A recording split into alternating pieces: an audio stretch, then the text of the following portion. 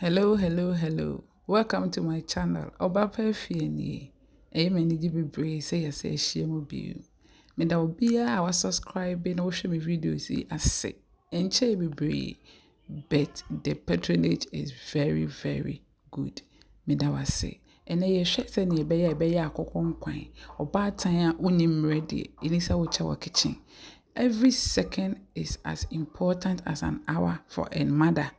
And to be precise, a multipara mother. Intimacy ene akokɔ nkwan ye ncha wo kitchen kra. Ye no ma ye de be nyina na ya hohoro ho a ya blend no. So wo hwa bibia ye natural. Artificial processed product bia enim. So wo ye nkwan a na se wo betimi afford na normal no locally e wo ho na wo benya bia sa na wo so ye no.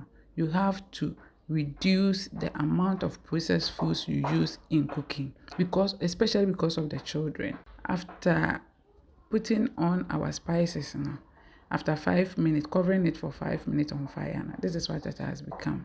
We've added our garden eggs and cover it for another 5 minutes.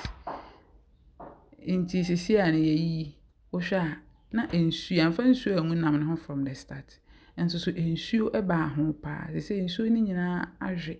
Wo pese enam no eye wo de. Na wo feel the taste of every spice you've put in on it. E wo sa wo ma ensuo ne ho che kakra na ye kama.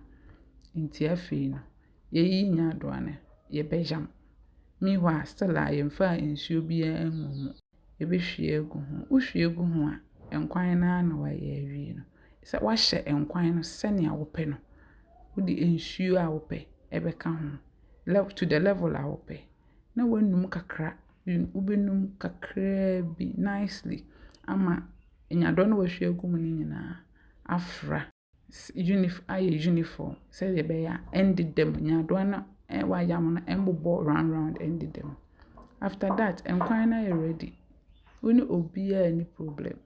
Mamfa makwa nti because of enkola nti ya na me de unripe pepper kakra egusu. Misro eyese ya enkwan ni nyina no we wunche ho kra. Don't waste much time at the kitchen as a mother. Me nkwan me wie na ani anwadoso nti me decide say me sakakra eya me de ayade. Finally enkwan ya me nyae ni. Enkwan na ben nti misro kata so kakra bi ni jai. Enkura pe akokɔ nkwan pa, enkura mobrepe. Aside that no akokɔ nkwan bi a it contains a lot of nutrients, especially protein, enyadoa no, entos no, vitamin C ni ade ebe boa nkwala na mumu anyine. Yewi wetimi dey serve we mutu. Anase Ghanaian made fufu said dey menye. Midofo bra me ni di. Me video no so we ni je ho a subscribe, na like, comment.